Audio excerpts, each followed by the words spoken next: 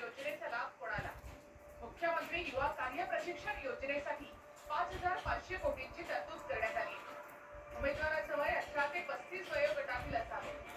उमेदवारांना प्रशिक्षण कालावधीमध्ये 12वी पास विद्यार्थ्यांना 6,000 रुपये आणि डिप्लोमा पास विद्यार्थ्यांना 8,000 रुपये आणि पदवीधर पदव्युत्तर विद्यार्थ्यांसाठी महिन्याला 10,000 रुपये देण्यात येतील. विद्यार्थ्यांचं कार्य प्रशिक्षण म्हणजे इंटर्नशिप कालावधी 6 महिन्यांचा असेल.